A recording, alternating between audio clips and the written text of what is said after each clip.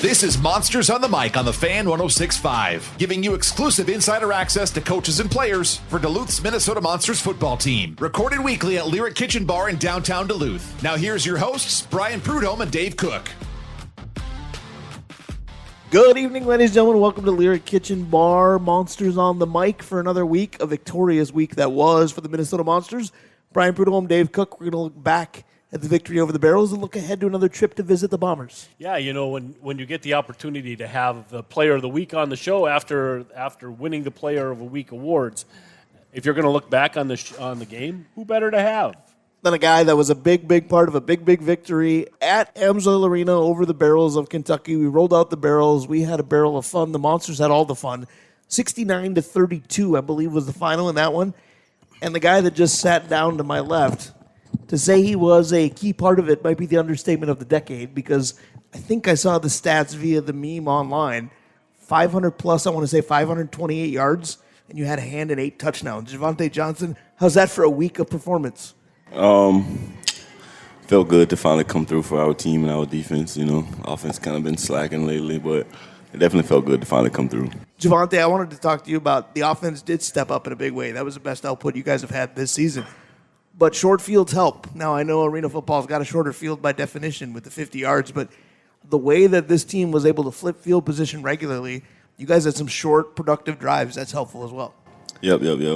Like I said, I feel like if, as a quarterback and we were doing, we finally started clicking, I would have, not saying I wasn't a fan of the field flips. Defense always plays good, but kind of wanted a little more field, but, it was good to get. Dave, I think you got to think about that. We just rattled off his stats with 500-plus yards, and I just talked about how many short fields he had.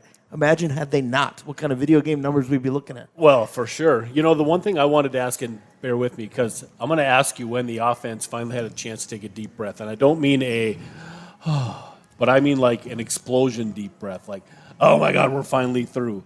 At what point of the game did you feel that the offense finally did their bit and you were on a roll? The last 2 minutes of the game, once the Kentucky started letting the clock roll, then we finally, was able to take a deep breath. Like, finally did our goal, because that's our goal every week, no matter what. So, finally accomplished our goal. No question about that. So, I know a lot of things about the Monsters are different with the new arena, the new league, different personnel, what have you. But for you and I, we've been together in Duluth since arena football got here. A lot of it looked like the way things used to be. There was a lot of Jamal Couch. There was a lot of LD. Talk about that a little bit. It's good having those guys back for sure, especially Couch. I mean, I won't say especially Couch, both of them. Both my guys. Me, LD, and Couch put in a lot of work this offseason, so obviously it was good to see, all the work kind of just panning out right in front of us. So talking about those 3 seasons or 2+ that you've been here in Duluth playing arena football, this is going to be an on-the-spot type question, but I'm curious what you may say about it. Where does last week rank in your best games here? Well, so the reason last week was so important to me personally because our first home game, like I said, a loss is a loss. Obviously we bounced back, but it was still pretty embarrassing for me. Obviously being here, Jake's first home game. Right. So it was a bunch of stuff that panned in to this week coming out. So obviously, and now we're in the AF1. So, I mean, outside of the championship runs, for regular seasons, this is probably on the top for sure. I'll tell you this, Dave, what a difference 1 week makes, because at the end of the loss to Nashville, Javonte was essentially getting carried off the field because of potential injury. Last week, he could have been carried off the field over people's shoulders for carrying the team. Well, 100%. He probably would disagree with the idea of carrying the team. But I'll tell you, when the quarterback plays like that, it makes it easy for the rest of the team to do their job. And so, I mean, to allow your receivers to make plays on the ball and running backs to do their thing, that's a heck of a week. I want to talk to you a little bit about the running backs, because you had a different one late in the game, because our running back, who scored a couple touchdowns and maybe had the best stiff arm in AF1 history, is also one of the best at getting after the quarterback. What was it like handing it off to Claude Davis towards the end of the game there? So at first we brought in Shy Hill, Shy Hill, he played fullback and Mac in Jacksonville, like whenever they're AF1 or whatever. So, he was used to it, but when he came back there, obviously I wasn't used to it, you know what I'm saying? He got number 1 and all that stuff, but he's a defensive end to me or whatever. But so it was just, I knew he wouldn't hand the ball off. And then Claude ended up coming in, and I kind of knew he wouldn't hand the ball off. And then like I said, hand the ball off. He got the first 8 yards. So I think it was like 2nd and 2, and then we were going go for the first down before we took a shot. And I was just like, bro, we just need the first down. Just make sure you get the first down. And then we ran a toss. Yeah. And, like, it was pretty covered. And then he did the little cutback. And I was like, all right, maybe I won't be throwing the ball for the rest of the game. Speaking of throwing the ball, I brought up the guys that have been here for a few years or a couple years at least, depending upon the player, with Jamal Couch and with LD, guys like that. One guy I didn't mention is sitting a few feet to our left, Tyron Laughinghouse. He's been the end zone target. What's he like to play with? Outside of throwing him the ball, the AF1 is my first year playing. I played a game in the AF1 last year, but I didn't play. I was, I suited up for a game. So I still got a lot to learn from me in the AF1 style of football. But when we brought House in, like I said, it kind of slowed down the game for me.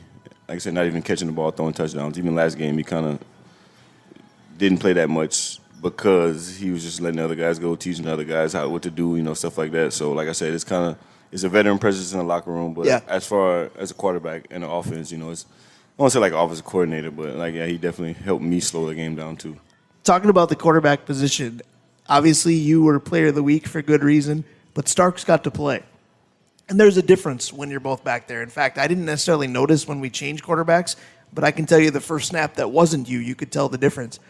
But you've been a mentor in the game of football for a while. What's it like kind of taking him under your wing, and what are you learning from each other? For me, the best thing about having Starks around is, he listens to everything I say.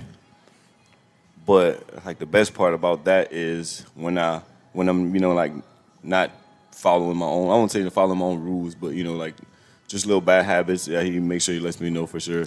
And like I said, he learns fast. He picks up everything. He listens to everything. And like I said, he's not he's not like a complacent kid. Obviously, just came from a big D1 and stuff like that. But yeah, he's learning for sure. Talking with QB1, also known as J5, Javonte Johnson. Dave, I know you've got a lot to ask him as well. Yeah, no, I wanted to look back. We're not halfway through, but we're getting there. And you and I and Brian have talked a lot about championship culture and what the locker room looks like and all that. So looking at the team now, with the winning record in 4th place, I think we said before, the game with a bullet, right?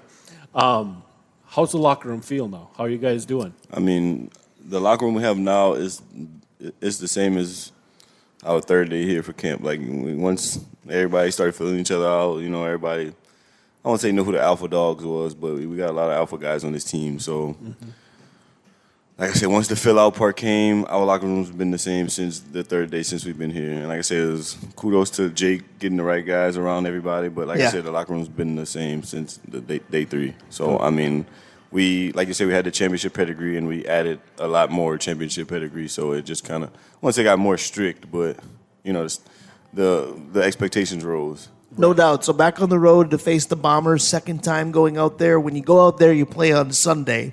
How does that change the week? Is it as simple as everything just pushes back a day, or does it become a completely different week? Typically it's the same week for us because we still got to fly and stuff, so that takes up the off day.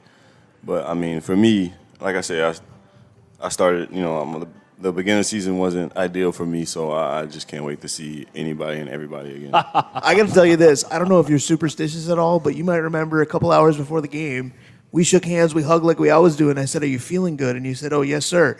I'm going to ask you that every game if that's what you're going to do after I ask you that, because this week was a lot of fun, man. Yes, sir. So I want to ask you talked about off days. Selfishly, I got to ask you about Monday, because it was my wife's classroom that you guys got to partake in. You love being with kids. You could see it in your face in the pictures. Talk about, again, that community presence, what you guys do at the schools, because you guys had a blast. Well, outside of being in the community, it's, a good time for us players to, get together and be together and stuff like that. And then, like you said, it's just adding the kids aspect and being out in the community just, uplifts the moment. So now we all absolutely love doing that. And like I said, it's also a time for us to get together. Yeah. So yeah, it's just like a win-win all around. They made some Monsters fans that day. I brought them posters today that the kids made for them, but just seeing the interactions, and I can tell you all these days later, my wife in her classroom, they're still talking about it. I know school's going to be done now, but what a way to end it. Oh, you and I have talked about that, Brian. If you want to be successful in this community in particular, you got to immerse yourself in this community. And that's where QB5 here has had the chance to do that for multiple years and kind of gets the ropes now. Going forward, I know that you're not a personal goal guy that's going to tell us out loud what those goals are, but I'm wondering what your goals for the team is. I mean, obviously winning, but are there specific things that you think the team needs to get better at to win this whole thing? I mean, we always need to get better. Like I said, I'm still getting better every single game, every single practice, every single snap. And, typically in TL, it's just a fine-tune type of deal. We just start fine-tuning. But like I said, I'm still learning the game here. I don't even think I know half of it yet. So, we still, I won't say we were winging it, but, we're still learning as we go. So, yeah, we definitely got a lot to get better at. But obviously, even Saturday, I probably missed 5 touchdowns. It's just reads. People miss so we definitely got a lot to get better at. Yep. I want to talk a little bit about the chemistry and the relationship between you and your center, because Torrey Boyd, Coach Tony O'Neill can't say enough about him. Tony back on the staff now. I'm fascinated by how much under center play is in this league, from whether it's you guys or opponents versus everything being shotgun. What's it like working with Torrey? So to me, the best thing about Torrey as a quarterback is like me being able to just go on the center, go shotgun. Go into literally, he don't know when I'm gonna do it. I literally tell him as I walk up, I'm gonna go and shotgun this play. I'm going so to me, like I said, a lot of centers can't do that. But even I don't know how to say this part, but I didn't expect him to be my center at the beginning of the year. Just being honest, he knew that. I told him that when he got here, and like I said, he won me over, best center in the league. Probably the best blocker I've ever had since I've left Louisiana. Just being honest, so. Like I said, it was a pleasure meeting him. Finally, a pleasure getting him on our team, and I'm glad he's not going anywhere for sure. I got to talk to you about Coach Clark as well, because you want to talk about chemistry. Obviously, he's been here with Arena Football in Duluth for a while too, but watching you guys, and granted, everything's better when you're up 30 versus chasing the game as we were in the home opener, but the chemistry between you and Coach Clark seems to be growing by the week as well. Is that fair? For sure. Like I said, that was, for the offense, that was the main thing. That was just the main thing, on our success to me. Like I said, just like we normally do. Like I said, it's a new league. He got a lot on his plate. I got a lot on my plate. He's not just the offensive coordinator now, so, it's just not worried about just the offense and stuff like that. But like I said, on Saturday, I don't know what happened, but it just felt like it was an in-sync thing. And everything I said, he was already about to say. Everything he said, I was already about to say, like it normally was. So, yeah, for sure. That definitely felt good. It was definitely good to know that we can do that in this league. So now, the confidence grew without a doubt. Yeah, for sure. I can tell you that home game number 2 was much more fun than home game number 1. I can tell you that from a public address perspective. It was that way as well. Yeah, you got to rest for a second. I got to call a lot of touchdowns. I like doing that. Very good. Yeah, Javonte better not get tired of hearing his own name, because for me it's on loop. I got to believe what you said is completely true, that now that you've put up the numbers, now you can put up the numbers. Yep. So does the rest of the league. Yep. So what does that do to your level of expectation for the offense? I mean, that's why I love our team. This has been expected from the beginning. You know what I'm saying? And even me not, I won't say me not being able to deliver, but me, us managing games and stuff like that. Nobody lost confidence. Everybody say the same thing they said since day 3. Same thing. So, like I said, once we finally do it, it's not like it's like, all right, this is what we've been waiting for. Yeah. And now this is all we expect now, which is all we expected before. So, like I said, it's nothing our locker room never expected. Like you said, the league, maybe, but like I said, our locker room. It's not new anymore. Speaking of not new, a trip to face the Bombers, not new either. Tight game, but a win the first time. Everybody's going to make adjustments. I know nobody's going to give game plans away, but what do you expect from them? What do they present as a challenge? I mean, obviously I expect those guys to play hard, but like I said, we got a job to do. I got a job to do, and I got goals to accomplish. So I know you're never going to give locker room material, bulletin board material. You're just not that guy, but do you feel, because I did, and maybe being part of the media, I'm allowed to feel this way where a player may not, but do you feel like the league took notice beating a team like the Barrels with the margin that you did? I don't know what the feeling was about Minnesota before, but to me, last Saturday is an eye-opener for the rest of the league. Yeah, like it goes. Everybody knows we got the best defense, and like I said, everybody kind of, win a lot of arena games, scoring 30 points a game. So that was the talk of the arena. That was, from my perspective, being a quarterback, you don't win 30 points playing a game. arena game. So obviously, I'm pretty sure that's what everybody was talking about. But I'm pretty sure you win almost every game scoring 75 points. So Yeah, that'll get the odds increase for sure. for sure. Talk a little bit more, last question about that great defense, because Davenport hadn't played at home yet. I met him about an hour and a half before warm-ups ended. He makes a pick right away. Guys make an impact on this defense no matter what they're doing. we got a lot of veterans, man. Those guys communicate. They all play together. You know, obviously, it's arena. You don't expect them to play perfect. It's arena. Like, it's made for offices. So even those guys putting up what they've put up so far and doing what they've done and carrying us up to this point, you know, I wouldn't want to play against them.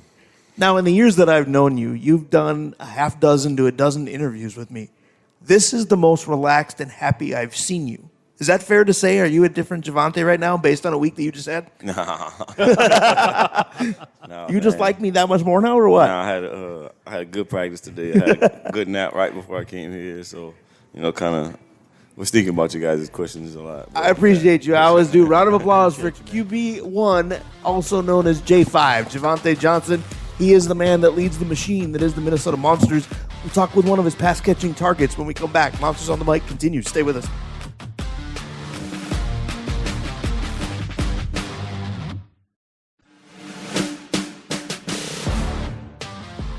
Back for Monsters on the Mic, segment number 2. Got to walk through how we do this again. As we're doing this, it's Wednesday night. We do the live recording, which I love as a term. And again, if you want to come down and partake in a Wednesday show, we encourage you to do that. If you can't do that, or even if you can hear it on Thursday nights. Well, let's just go back for a second. Like, as we're doing this recording right now, we've got Live. the live recording. Yes. We've got 3 Monster players with us, and they're having a great time. And if you're here, not only are you going to get a chance to meet them, but you're going to get a chance to visit and get to know them a little bit, bring the kids. What a great opportunity that you just don't get anywhere else, to be this close to professional athletes. And like we were talking about in between segments, that they were in classrooms and they're having fun with the kids and they're really truly integrating themselves in the community. I mean, come down and meet them face to face without the helmet and the uniforms on. Absolutely. If you come down, you will have a good time. I can bet on that, certainly. Speaking of, got to welcome a new sponsor, St. Croix Casino Danbury, one of our sponsors of this great show. Of course, Lyric Kitchen Bar, we got to thank them just for having us. And then the sponsors that have been with us from the start here, Comfort Systems of Duluth, and then, of course, Sanju, where the cars are. We appreciate all of them. But right here at Lyric Kitchen Bar, that's where the players are. Yep. And it's time to talk a little bit more football. We talked to the QB. QB needs good targets. Javonte's got a lot of them. We've got one of them with us. All right, let's do it. So we welcome in Tyron Laughinghouse, and I talked about it, and you've said, hey, my name has had a lot of puns attached to it before, and every time you've scored at Amsoil, I've said, Tyron's laughing all the way to the house. The cool part is, my friend, you've been doing that a lot. The end zone and you are friends, and I'm glad to be friends with you as well. Welcome, and thanks for being here. Yes, sir. Thanks for having me, and I'm glad to be on the show. Let's talk a little bit about what you and I were just talking about before we got started here, because one of the best things a wide receiver can do, and I've learned more and more about what this phrase actually means, is be a good route runner. And when I watch you, man, that stands out in the biggest way possible. Your routes are so precise and so perfect. I know you take a lot of pride in that, but what goes into that, especially in this league? As far as in this league, it's more so me and the quarterback knowing where I'm going. He has eyes on me. I have eyes on myself. So once I get on the the DB toes, I can choose which way I want to go. So if he turn right, I'm going left. But the quarterback has to see it also. So let's go there, because Javonte's got guys that he's played with before. You wouldn't be on that list until now. How long did that take for you two to get on the same page? Because from our angle, watching it in Duluth, it seems like it took no time at all because, again, both games at Amsoil you've been a huge part of. Man, it's took about maybe a week or so. I mean, it's just more so I'm a veteran, so I try to tell him where I'm going to be and where I'm going at most of the times, or we'll talk before the snap. He'll look at me and tell me to go this way, and I'm going to do it because I want to win. That's fair. We want winning here. That's all Duluth is known with arena football in the franchises that they've had. But again, being newer to this city, we're going to ask the question we normally do. Bring us in your journey. You're a veteran, but talk about the stops you've had and what brought you here to Duluth and to the Monsters. Yeah. I started out in the X League with the Florida Tarpons. Okay. Then I went out to the IFL. I played in IFL for a few years. Went to the NAL also. Then I went to the AFL also, the original one, and then my last year I played in the NAL again. But out here I was just at home working a regular job, and I got a call from Coach Clark like, hey, I need a veteran. Can you still go? I packed my stuff up, and I came right out here. I think you answered that question in a big way. You can still go. What about college ball? Where did that start for you? I played college at St. Augustine's University. Okay. It's Division II, HBCU, and the CIAA out in Raleigh, North Carolina. By the way, I'm from North Carolina, by the way. So that's what it all started at. Of course, I've been playing football since I was 5 years old, so it's all natural. Perfect. So I got to ask the generic Minnesotan, northern Minnesotan question. You're from North Carolina. Today, really, this particular Wednesday that we're recording this show is one of the nicest days we've had all year. How's the adjustment to Duluth weather for you? I had to go buy more coats, and I had to go home and get my old boots just to come back out here because I came out here with just slides thinking it was going to be a little warm, but no, that didn't happen. I was going to say, you were sadly misinformed. We apologize on behalf of everybody for that. Dave, go ahead. Yeah, on your journey, when did it dawn on you that, you know what, this professional football thing, it might just happen. I'm good enough to be there. Once I left college, I had a pro day, but I only had one recruiter there. So I ended up playing one semi-pro game, and then I heard of Coach Back found me out of one play that I played, and he called me up to go to Nashville. I can't remember their old names. Before they was Nashville Cats. Yeah. But he ended up taking a shot on me, and I went out to Wichita Falls, Texas, and I just started my career there. We talked about route running and precision. I always go into a receiver's bag, if you will, and talk about favorites and then routes they know they need to work on or routes that are difficult. Take me through that route tree for you. What's the route that you're going, I'm going to burn somebody every single time, and what's one you'd like to get better at? I can always get better at the sail route because it's more so how the quarterback wants me to run it. Do I stay high at some time? Do I come low? But it's about anything I can feel like I can do. As long as he put the ball up, we're going to make it happen. So I want to talk like I did with Javonte a little bit about mentorship because on one side of the coin, you are the veteran. On the other side of the coin, there are other guys that have played with Javonte longer. A lot of learning from each other. Is that fair? Yes, sir. It's definitely a lot of learning because, like I said, last game, I sat back a while because those guys was doing good. So I just sat on the sideline to make sure that they was doing whatever he needed them to do. And once I got called in, I did what I was supposed to do. And that's the veteran in me. I'm not a selfish person, so I'm going to make sure we run like a fine, well machine because if somebody go down, somebody else got to step in. So looking back on it, whose game do you model yourself after, and also whose game do you appreciate? As far as NFL players? Sure. I have two. I have to go with Jacoby Jones because he went to a Division II school like me, and he got his shot. And then I have to look at Steve Smith. He's nice and rowdy out on the field, even though you don't see me getting as rowdy, but I have it in me. It takes a little while to come out. They have to talk a little junk to me first. How much of that takes place? To some extent, it segues into the question I was going to ask because Javonte mentioned that Kentucky kind of waved the white flag in the final 2 minutes. The spread in the game was fairly large throughout. I was going to ask you, when did you notice in the secondary some of their body language was defeated in their eyes, maybe the competitive spirit was gone? When you've imposed your will on somebody, when do you see that? And then how much smack is being talked before that? Because we're only so close to the action. I know this league prides itself on how close you can get, but there are certain things you don't hear. I can start with every play someone is talking smack to each other. Fair enough. That's every play. We have a couple of DBs that get into a little scuffle every play. But now once Mallory's hurt now. It'll cut down a little bit. Yeah, he's gone. He's one of them, but I ain't want He's to say still no. talking over there. I love that man. Names. He's still talking over there. But no, as far as I felt like they were waved the white flag around once we got one of those bar balls back. Yeah. And their line just stopped rushing after that. Their D-line stopped rushing. Their DBs just start jumping down on routes that they don't supposed to jump on. So that's when I felt like they waved the white flag. So I want to talk to you about two catches. One is yours and one is one of your teammates. In the home opener, you had one of the best catches going over the wall. Where does that rank in your world? And then beyond that, the Phoenix Sproles touchdown for me last week was one of the best I've ever seen. As a fellow wide receiver, what were your thoughts on that?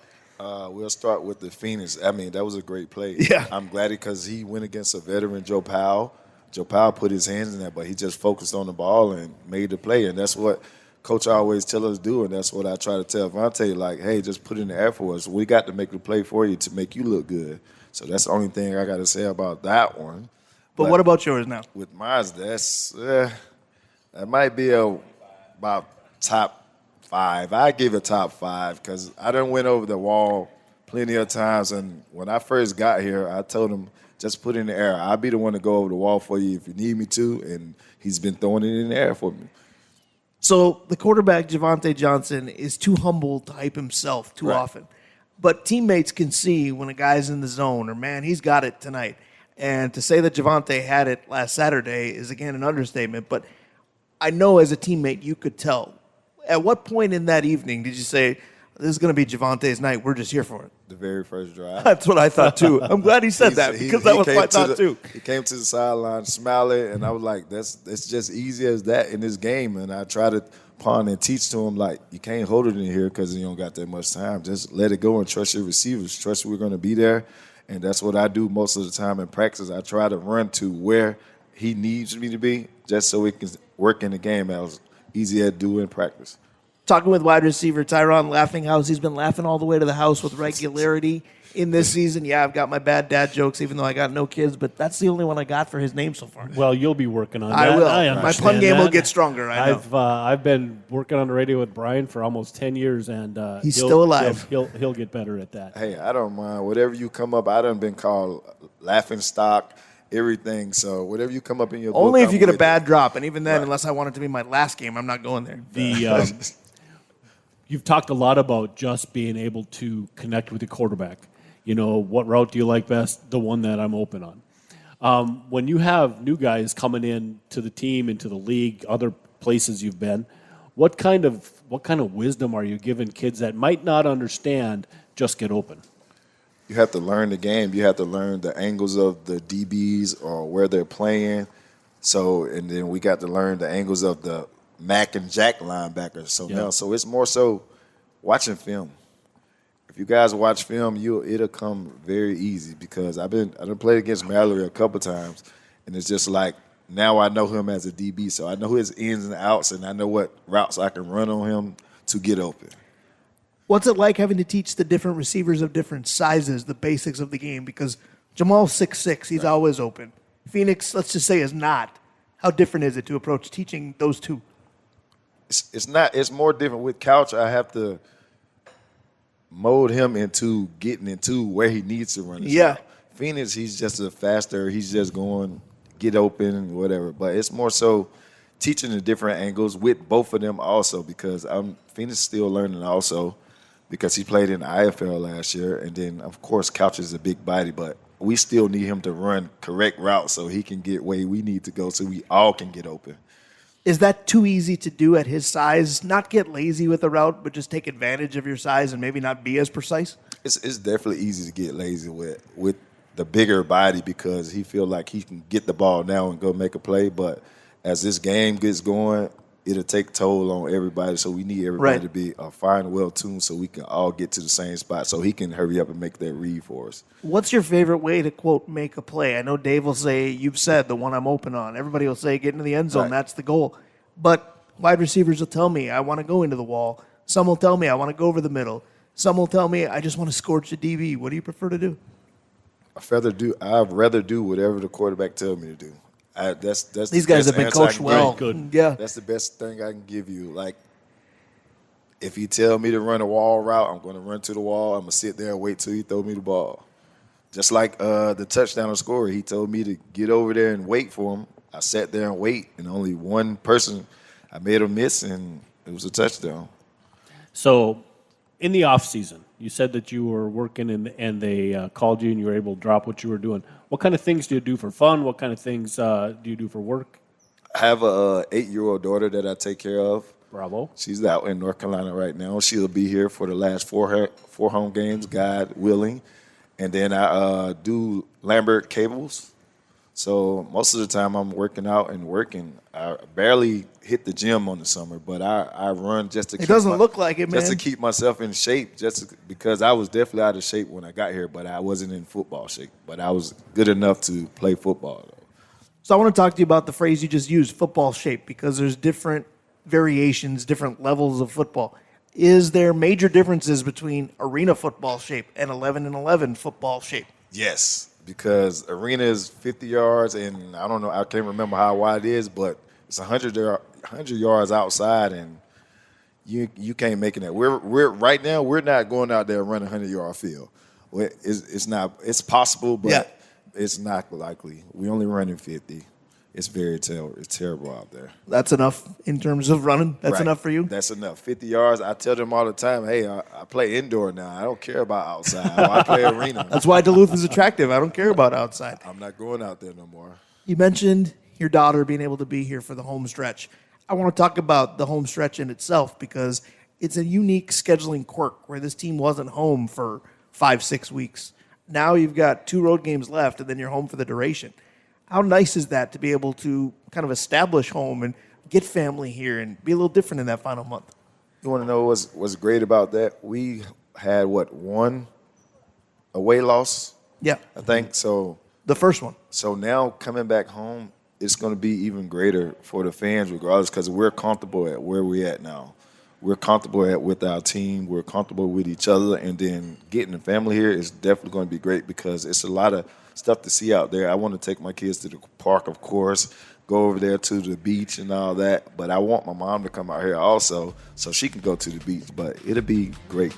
I think everybody's family will be here for these last 4 stretch. But we got to stay focused. That's the number one thing with our family here. Certainly sounds like Tyron Laughinghouse is focused. Let's give him a round of applause for segment number 2. We liked it so much, we're going to make him hang for segment 3. Monsters on the Mic continues. Brian Prudhomme, Dave Cook. Stick around. We'll be right back.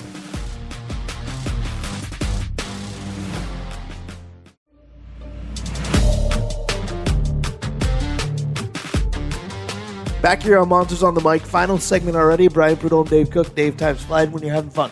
Absolutely right. And remember now, if you're listening to this recording live, you can also hear it right before the game as we lead into the game with this and get a chance to meet your monsters. And remember, the game is Sunday this week. We're always the pregame to the pregame, but the day of the week is going to vary.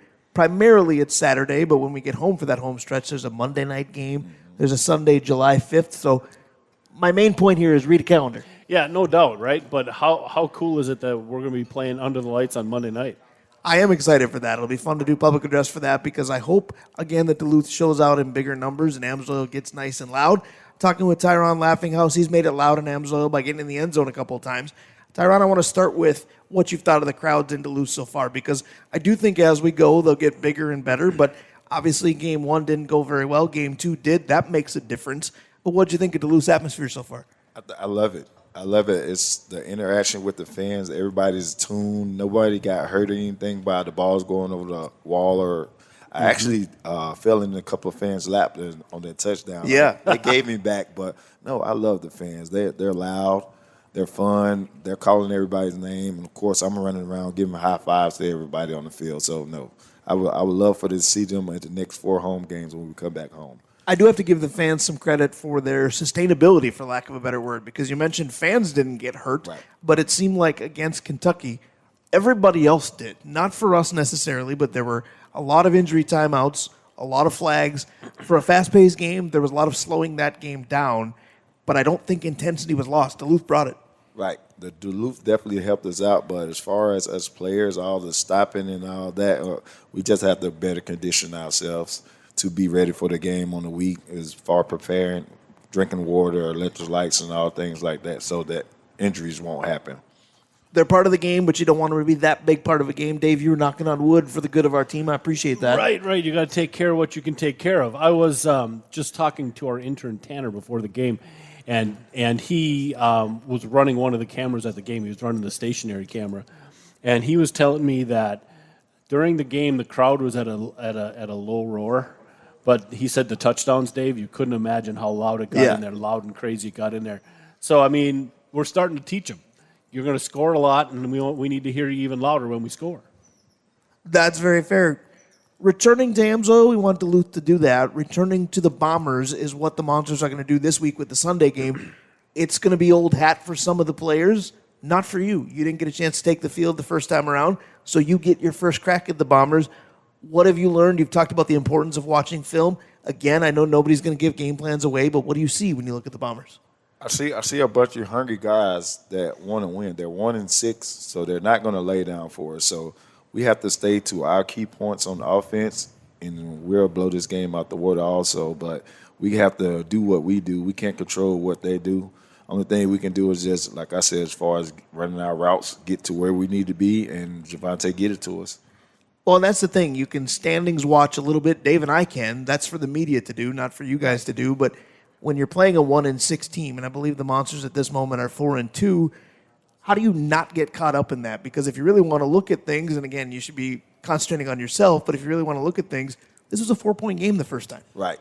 And as far as this game going into it, because they're 1-6, they still put their pants and shoes on just like we do. Yeah.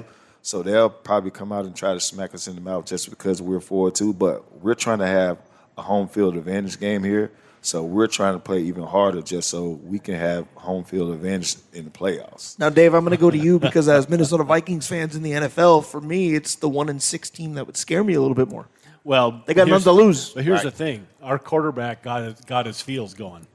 Like when you see Javonte relaxed and thrown to open guys and making plays, they didn't see that guy either. Like they saw the human being, but they didn't see the guy that played last week.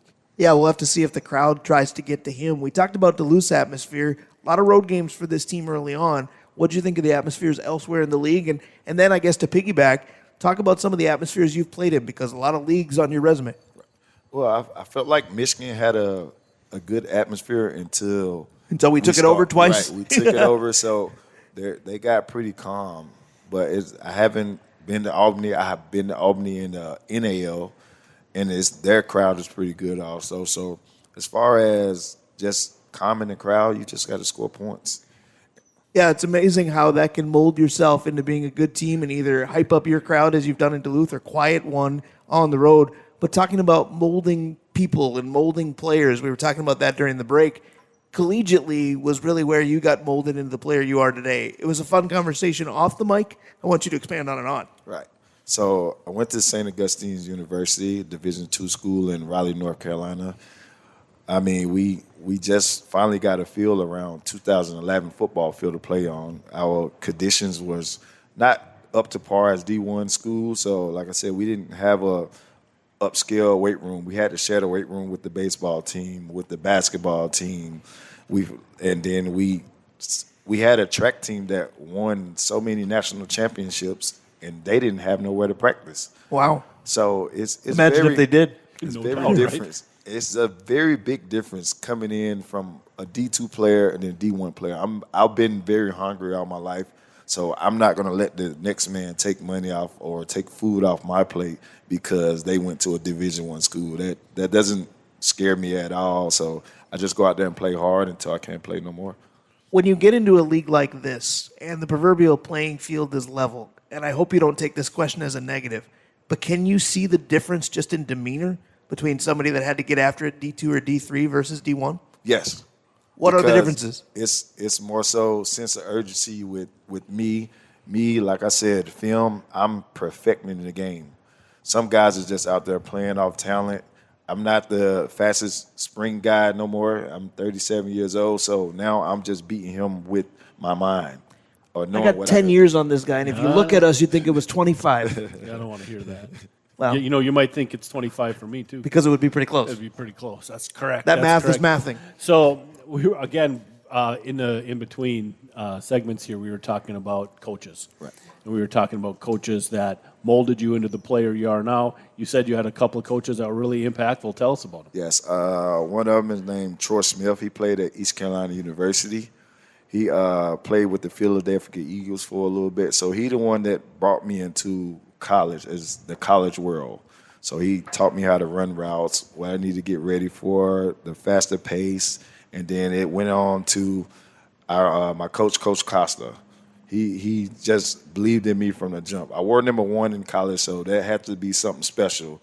So he always believed in me. I was a captain my freshman year. Oh, wow. And he just made me take over the team. So that just to having enough faith in me to do that is molding me as a man. Of course, I'm from Greenville, North Carolina, but I stayed in Raleigh. But half of the time it's an hour away. I just stayed over at the school and just got myself better. He made sure I ate. He had a wife, so they cooked for me and stuff like that. So Yeah. that's good. He molded me just like that. So now as a man today, I'm going to make sure I mold my daughter to be ready for life at the end of her journey and stuff like that. That's beautifully said. I have to ask you this. A captain as a freshman screams leader. Right. How would you define or how would you explain your leadership style? It's more so I let my play talk for me. So if I can lead on the field and I can do the things that I need to do, I'm pretty sure they're going to follow me if I do the right things. But if I'm not doing it right, then ain't no need for me to be a leader. But I'm not much vocal, but I be vocal at certain things as far as, hey, we need to get together, or like as far as on the field. If we're lacking on the field, like a Nashville game. I did more talking in the Nashville game more than anything. Of course, because we was losing, but trying to get Javonte to get his right reads, let the ball go and stuff like that. So I feel like I can lead a lot of guys to the things that we need to do. And then, of course, as a PA guy who lives with numbers and then does play-by-play and lives with numbers during the wintertime too, I got to ask, you wore 1 in college. Now you're wearing 11. Is there method to that madness? 2 1s is better than 1? Yeah, the method that they had, I usually wear 10. I've been wearing 10 since 1. My first team that I played on, my quarterback had number 1. Okay. So I'm never going to be able to get number 1. So my coach, Billy Back, said, hey, let's do 10. So I'm trying to think, did Jacoby Jones wear 10? No. I was trying to see if there's a link there. I'm going to have to go back to footballreference.com and look that up. I don't think so, but I might be reaching for it, and if I was right, I'll take it. Dave Cook, go ahead. Yeah, we were talking about this with Javonte, and we ask everybody that's come in. So you're new to the organization, and Javonte set a tone years ago about championship culture, championship locker room. So what's been your experience with the locker room? Experience is great. Of course, we got Clyde Davis in there to making everybody just laugh and stuff like that. So you can't help but laugh around Clyde. But you want to know something? Me and Clyde been playing against each other for a long time. He's been in Sioux Falls, and I've been in Wichita Falls. So that's how me and him connected, and that's also kind of how I got here also from Clyde Davis. But it's winning pedigree. We want to win. We want to treat every game like it's our last. Well, I do anyway. But I try to tell them the same thing because I get so hyped to get on the field. I wasn't even supposed to play. So I just tell them to treat it like your last because I was just working a full-time job, 40 hours. It's amazing to me how much of the on-field attitude transpires off the field as well. Just watching you guys in the almost an hour now that we've been doing this show, you, Javonte, Barron, we've bonded with Phoenix, Claude, everybody seems to be friends with. Aiden's got more friends than anybody in Duluth right now. We got the best kicker in the league, and everybody loves him. Talk a little bit about the camaraderie, because for me, no matter the sport, no matter the level, I will always say teams that like each other have more success. This team, for me, in that category, might be number 1 with a bullet. It's great because now we've got in a tradition. We go bowling every week now. So we're binding together every day. We see when someone is hurting, or they having family issues, we let each other know, because I just had a little family tragic. So I went out there and played for my brothers, and I told them just have my back. So we've been having each other back since I've been here, of course, but I can't tell you what happened in the first week. Sure. But from the last couple of weeks that I've been here, we've had each other back, ups, downs, and anything else across. We'll have to fight somebody for it. I got to hit you with the hard-hitting journalism now. Who's the best bowler on the team and why?